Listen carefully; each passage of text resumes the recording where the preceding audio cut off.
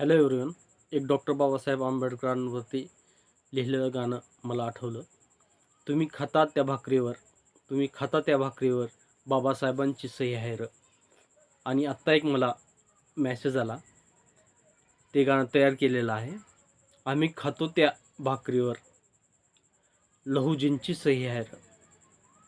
म्हणजे जरी मातंग समाजाच्या पाठीमागे प्रस्थापित व्यवस्था काम करत असली तरी मातंग समाजातील काही अज्ञान लोक अशा पद्धतीनं गाणं रचून आंबेडकरी समाजाला आणि जवळजवळ बाबासाहेबांना सुद्धा टार्गेट करण्याचं आणि त्यांना आव्हान देण्याचं कार्य आज या उपवर्गीकरणाच्या निमित्ताने होते.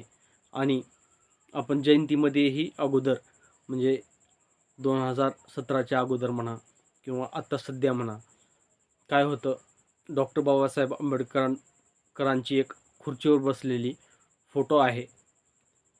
त्या फोटोवरचं जे डॉक्टर बाबासाहेब आंबेडकरांचं डोकं आहे ते काढलं जातं आणि त्यावर अण्णाभाऊ साठेंची फोटो एडिट करून ठेवली जाते.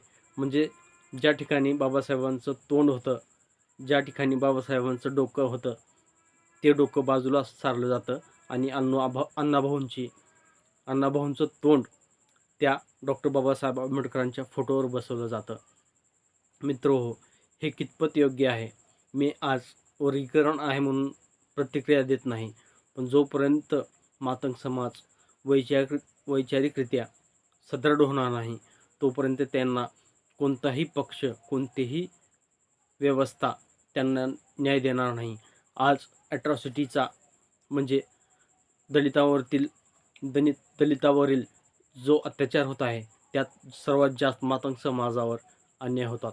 ह्याचं रेकॉर्ड आहे आणि तुम्ही पाहू सुद्धा शकता.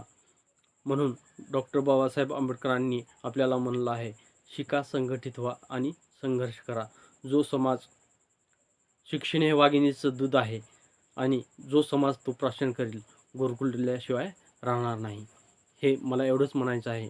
डॉक्टर बाबासाहेब आंबेडकरांनी जे कार्य केलं ते सर्व जातींसाठी केलं. हा विचार आपण अंगी राबवला पाहिजे. आज जेवढे बी IAS IPS प्राध्यापक, शिक्षक कोणत्याही नोकरीचे हे SC मधूनच मातंग समाजाचे लागलेले आहेत. मग मातंग समाजाला फक्त एक भूलथापा देऊन पुढे करण्यात येत आहे आणि त्यांचं राजकीय ध्रुवीकरण केलं जात आहे. उपवर्गीकरण हे अतिशय चुकीचं आहे आणि डॉक्टर बाबासाहेब आंबेडकरांच्या फोटोंचं विद्रुपीकरण करून त्या ठिकाणी अण्णाभाऊ साठेंचा फोटो लावला जातो किंवा तोंड लावलं जातं. हे कितपत योग्य आहे?